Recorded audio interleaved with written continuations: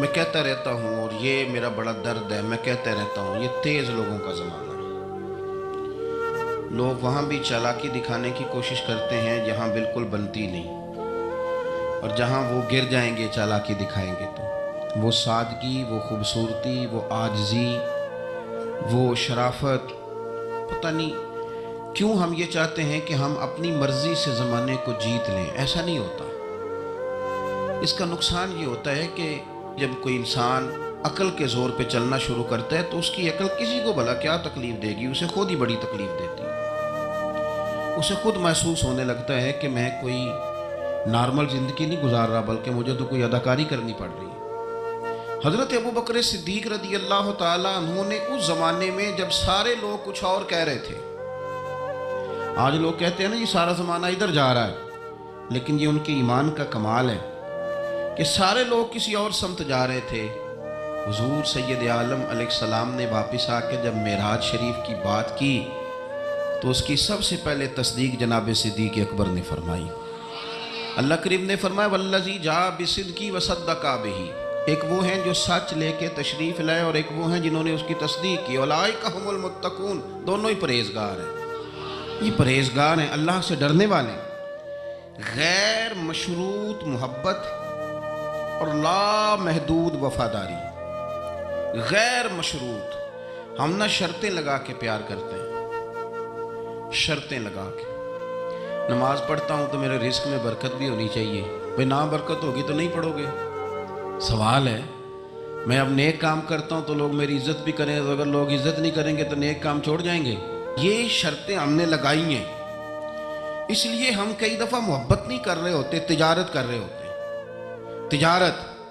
اور تجارت ٹھیک ہے، پھر اگر آپ کسی کے ساتھ تجارت کر رہے ہیں تو سامنے والا بھی تجارت ہی کر رہا ہے، پھر سودا بیچ لو، سودا خرید لو، سودا خرید لو، سودا بیچ لو، یہی کچھ ہوگا۔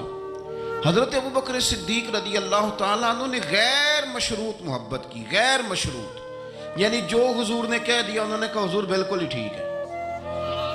جو سرکار دو عالم صلی اللہ تعالیٰ علیہ وسلم نے فرما دیا کہ حضور آپ جو کہیں گے ہو جائے گا، کوئی لیتا نہیں، کوئی لالا نہیں، کوئی اگر نہیں، کوئی مگر نہیں، کوئی ایسے کیسے، بس جو فرما دیا ٹھیک ہے، جیسے کر دیا ٹھیک ہے، جس انداز میں بات کر دی ٹھیک ہے۔ حضور نے کہا کہ جہاد پہ چلنا ہے چلتے ہیں، اب حدیبیہ میں صلح کرنی ہے حضور ٹھیک ہے کر لیتے ہیں۔ حضرت عمر کہتے ہیں میں نے کچھ اپنے مشورے پیش کیے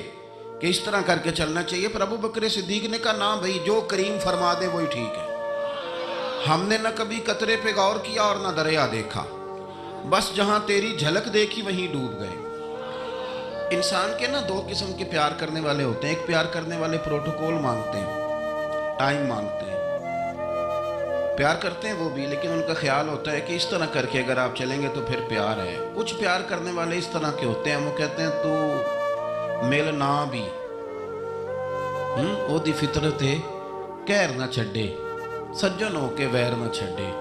انہوں آکھو اسی نہیں متھے لگ دے، چلو ساڈا شہر نہ چھڈے۔ کچھ لوگ ایسے ہوتے ہیں کہتے ہیں مل نہ بھی یار کوئی عرض نہیں، لیکن اس طرح کر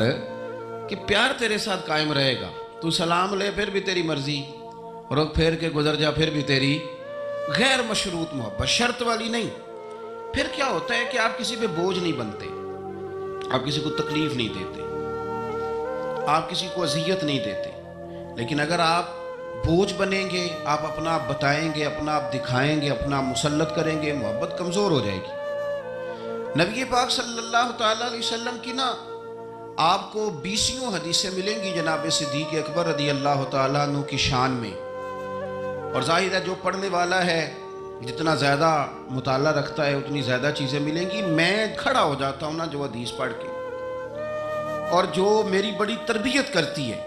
اور میں سمجھتا ہوں کہ یہ جو انفرادی زندگی ہے نا ان کی، یہ جو انوکھا رنگ ہے یہ بڑا نرالا ہے۔ حدیث پاک سنیے گا اور اس کے پہلوؤں پر غور فرمائیے گا۔